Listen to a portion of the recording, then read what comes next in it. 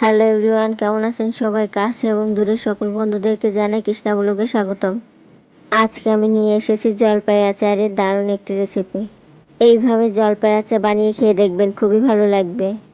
জলপাই আচার বানানোর জন্য এখানে আমি জলপাইগুলোকে সিদ্ধ করে নিয়েছি। এইখানে আমি নিয়েছি শুকনো মরিচ, মৌরি, জিরে আর গরম মশলা। আচারে দারচিনি আর এলাচ দিয়ে দেখবেন ভিন্ন রকমের একটা স্বাদ আসবে। চুলায় আমি কড়াই বসিয়ে দিয়েছি, কড়াই গরম হয়ে গিয়েছে। এখন আমি এই কড়াইতেই মশলাগুলোকে ভেজে নেব। মশলাগুলোকে সুন্দর করে ভেজে নেওয়ার জন্য আমি বারবার নেড়ে চেড়ে দিচ্ছি যাতে পুড়ে না যায়। মশলাগুলোকে আমি হালকা জালে ভেজে নেব, বেশি জাল দিলে মশলাগুলো পুড়ে যাবে। মশলাগুলোকে আমি খুব বেশি ভাজবো না, দেখতেই পাচ্ছেন কতটুকু পরিমাণে ভেজেছি। মশলা ভাজা হয়ে গেছে, ওই কড়াইতেই দিয়ে দিচ্ছি সরিষার তেল। তেল গরম হয়ে গিয়েছে, এখন এর ভিতর দিয়ে দিচ্ছি 5 ফোড়ন। ফোড়নটা হয়ে গেলে আমি এর ভিতর দিয়ে দেবো জলপাই। ফোড়নটা হয়ে গেছে, এখন এর ভিতর জলপাই দিয়ে দিচ্ছি। প্রথমে একটু করে দিয়ে তারপর সম্পূর্ণ জলপাইটা আমি দিয়ে দিচ্ছি। সম্পূর্ণ জলপাই দেওয়া হয়ে গেছে, এখন আমি ফোড়নের উপর জলপাইটাকে সুন্দর করে নেড়ে চেড়ে নেব। তো বন্ধুরা, আচার তৈরি করতে করতে আপনাদের কাছে রিকোয়েস্ট রইল, যারা আমার চ্যানেলটিকে লাইক সাবস্ক্রাইব করেননি তারা অবশ্যই আমার চ্যানেলটিকে লাইক সাবস্ক্রাইব করবেন এবং ফেসবুক পেজটি ফলো করে দিবেন। আর পাশে থাকা বেল আইকন প্রেস করে দিতে পারেন যাতে পরবর্তী ভিডিও নোটিফিকেশন সবার আগে আপনার কাছে পৌঁছে যায়। কিছুক্ষণ তেলের পর নেড়ে চেড়ে নেওয়ার পর এখন আমি জলপাইয়ের ভিতর দিয়ে দিচ্ছি গুড়। আমি এখানে 1 কেজি পরিমাণে জলপাই নিয়েছি, তাই গুড়টা 1 কেজি পরিমাণের থেকে একটু কম নিয়েছি। গুড়টা দেওয়া হয়ে গেছে, এখন আমি একটু নেড়ে চেড়ে নিচ্ছি। বারবার করে নেড়ে চেড়ে দিচ্ছি যাতে গুড়টা ভালো করে জলপাইয়ের সঙ্গে মিশে যায়। কিছুক্ষণ নেড়ে চেড়ে নেওয়ার পর দেখুন জলপাই থেকে জল বেরিয়ে এসেছে। এখন আমি জলপাইয়ের ভিতর দিয়ে দিচ্ছি 2 চামচ পরিমাণে লবণ। আপনারা আপনাদের স্বাদ মতো লবণটা দেবেন।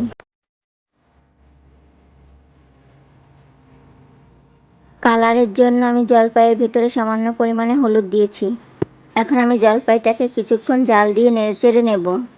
যতক্ষণ না জলপাইয়ের জালটা শুকিয়ে যায় ততক্ষণ আমার এটাকে জাল দিয়ে নিতে হবে। আমি জলপাইয়ের ভেতর আরও 1 চামচ লবণ দিয়ে দিচ্ছি, যেহেতু জলপাইটা অনেক টক আমার কাছে মনে হচ্ছে আরও একটু লবণ লাগবে, তাই দিয়ে দিচ্ছি।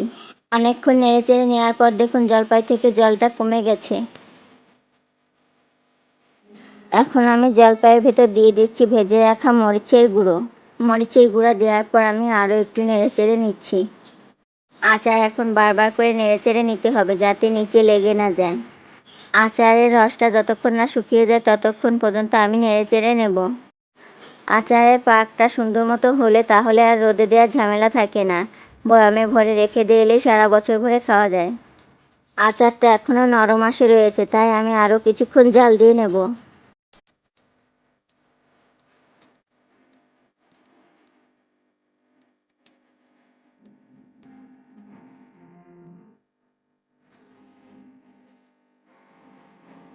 আচারটা দেখুন আমার প্রায় হয়ে এসেছে।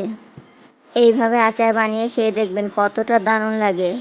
আর বাড়িতে বয়াম ভরে রেখে দিবেন, দেখবেন 2-1 দিনেই বয়ামগুলো ফাঁকা হয়ে গেছে, সবাই একদম চেটেপুটে খেয়ে নেবে।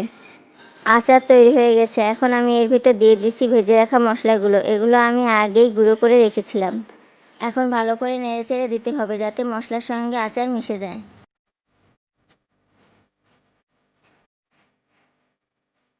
আচারের সঙ্গে মশলা ভালো করে মিশে গেছে, এখন আমি আচারটাকে নামিয়ে নেব। এই যে দেখুন আচারটাকে আমি একটা বাটিতে নামিয়ে নিয়েছি। আমি যে মশলাটা দিয়েছি তাতে আচার থেকে দারুণ একটা ঘ্রাণ বের হয়েছে। তো বন্ধুরা, কেমন লাগলো আমার আচারের রেসিপিটা? ভালো লাগলে অবশ্যই আমাকে কমেন্ট করে জানাবেন। আর অবশ্যই আমার চ্যানেলটিকে লাইক সাবস্ক্রাইব করবেন এবং ফেসবুক পেজটি ফলো করে দিবেন।